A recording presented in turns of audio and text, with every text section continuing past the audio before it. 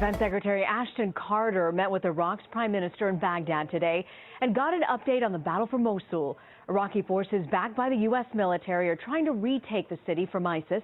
Hundreds near Mosul have been treated for breathing problems after ISIS set fire to a sulfur plant Thursday. Holly Williams has the latest. Iraq's elite special forces are closing in on Mosul from the east, slowly retaking Christian towns and villages that were seized by ISIS 2 years ago. In the town of Bartella, 10 miles from Mosul and long deserted by its residents, ISIS tried to hold them off with at least 8 suicide car bombs. Vehicles laden with explosives and driven at high speed towards the advancing army. The Iraqi military fired back with a helicopter gunship. Near Bartella, we met Major Jamal Namik Ali, a Kurdish officer, with 50 mortars in his pickup truck. He said ISIS left them behind when its fighters ran away in a hurry. What else did they leave behind? They took their guns with them, he told us, but they left canned food and generators. Some of the extremists may be fleeing, but others are fighting to the death. ISIS propaganda glorifies those who martyr themselves for the so-called Islamic State. Iraq's Prime Minister said this week that the offensive is moving faster than expected. But on the front lines, it looks like a long and dangerous slog towards Mosul. In the words of a senior U.S. official we spoke to today, the battle to retake Mosul could be a multi-month endeavor. Rena. Holly Williams, thank you. Iraqi and Kurdish troops backed by American air power are closing in on the last ISIS stronghold in Iraq. The campaign for the key city of Mosul is moving fast, but ISIS is putting up a fierce fight, setting fire to a sulfur mine, executing dozens of civilians. And our Martha Redis is on the front lines with the Secretary of Defense, Ash Carter. Good morning, Martha. Good morning, George. Thousands of Americans are involved in this battle to retake Mosul. Most are on bases, but about 500 are out there assisting the Iraqis, putting their lives on the line. A hard-fought week of territory regained from ISIS. The largest scale that any army has undertaken since probably our push to Baghdad in 2003. From front lines west of the Great Zab River and just north at the Kiara military base, 30,000 Kurdish and Iraqi troops moving towards the final prize with the aid of U.S. artillery and airstrikes. But resistance has been fierce. Mortars, automatic weapons, and squads of suicide bombers. Even ISIS armed drones here shot down by Kurdish forces.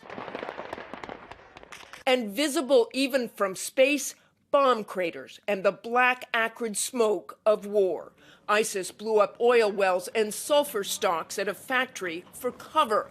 Air so toxic, some Iraqis donning hazmat gear to keep going. But amid the violence, celebration too. Villagers and victorious Iraqi soldiers marking the end of the terrifying reign of ISIS. You cannot sleep without fear. You cannot guess when will they take you at night. Church bells in the village of Bardella outside Mosul rang for the first time since the extremist takeover. It has not come without cost. Dozens of Iraqi forces believed killed this week, and one American, Navy Chief Petty Officer Jason Feenan, hit by an IED, the first U.S. death since the operation began. Secretary of Defense Ash Carter addressing U.S. troops here about the loss.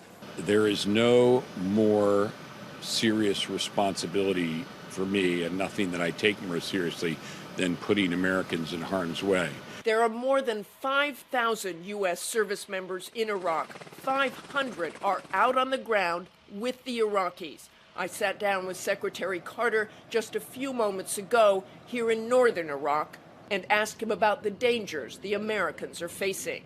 Make no mistake, whether they're flying airplanes overhead or whether they're advising units on the ground, even behind the front lines, they are at risk. It's also important that everybody understands that we must do this. We have to protect ourselves from ISIL. They intend harm to our country. How would you assess the progress? I'm encouraged because it's going according to plan. ISIL will surely be destroyed. The biggest battle, however, yet to come. The most hardened ISIS fighters, an estimated 5,000, digging in for the last stand in Mosul.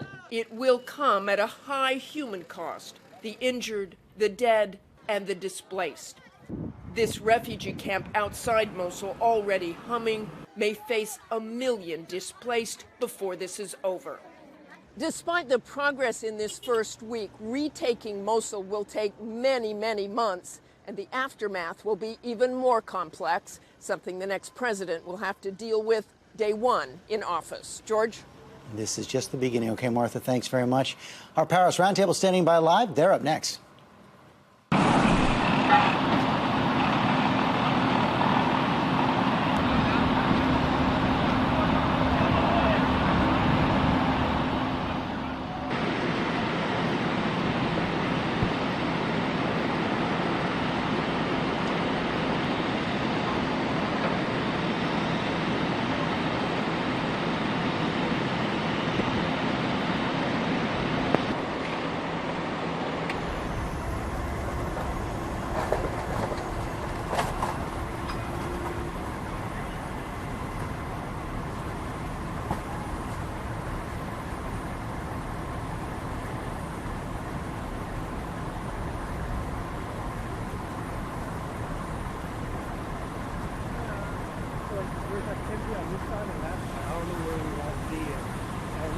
They're cool with me being over there too.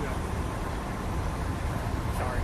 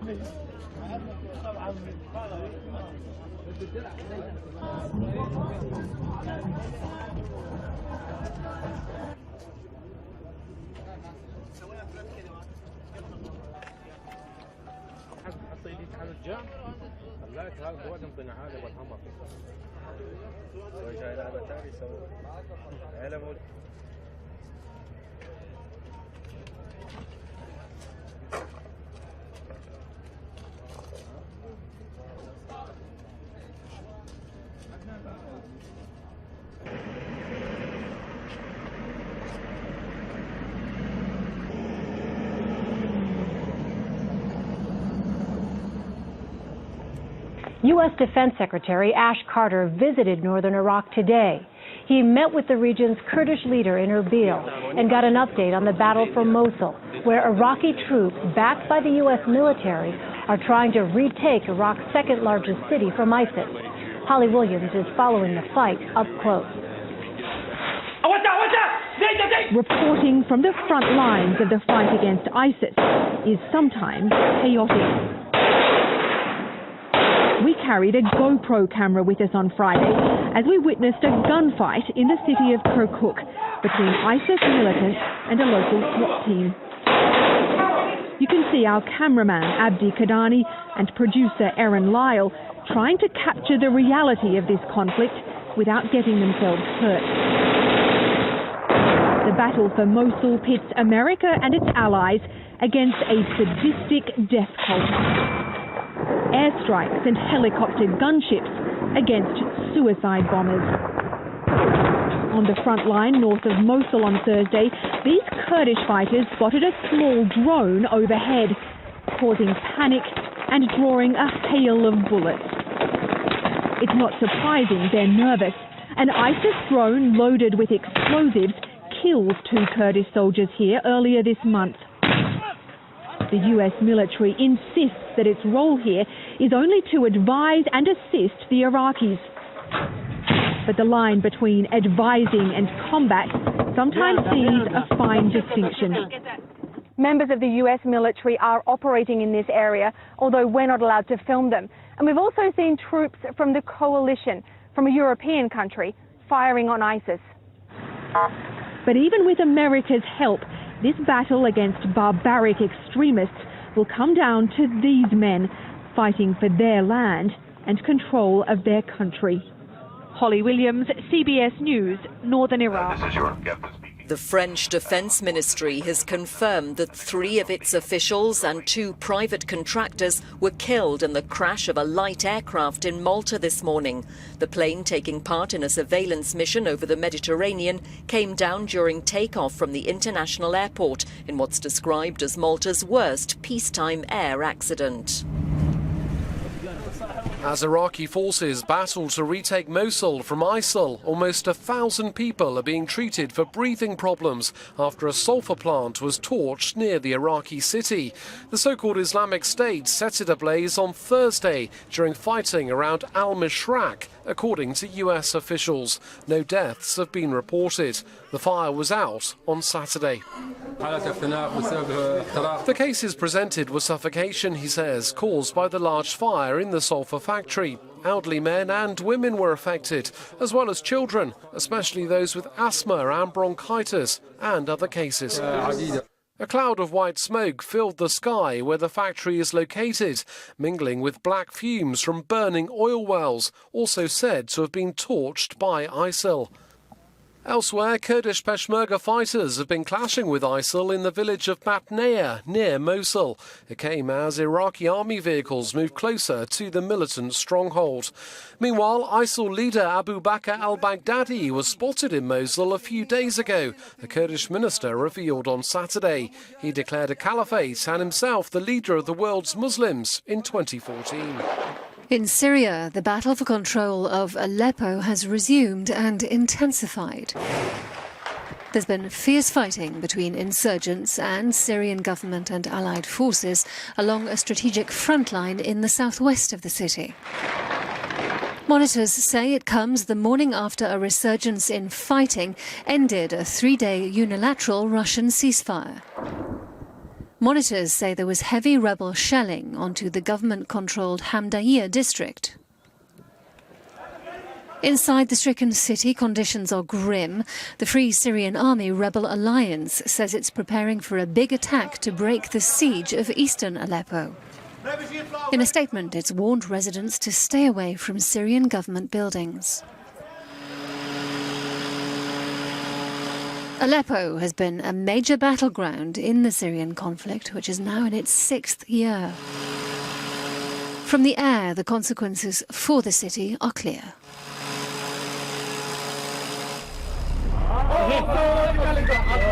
The battle for Mosul has seen further fierce fighting as coalition forces push closer to ISIL's last remaining stronghold in Iraq. Kurdish Peshmerga forces launched a huge assault northeast of the city on Sunday, saying they'd captured the town of Bashika.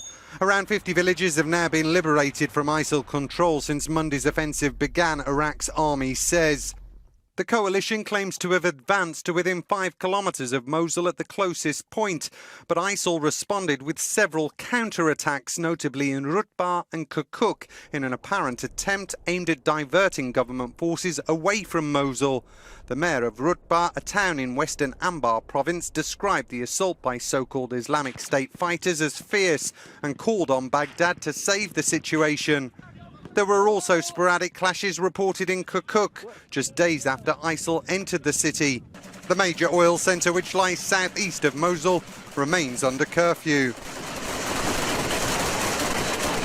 Earlier, US Defence Secretary Ash Carter went to Erbil to review operations and meet Kurdish leader Masoud Barzani.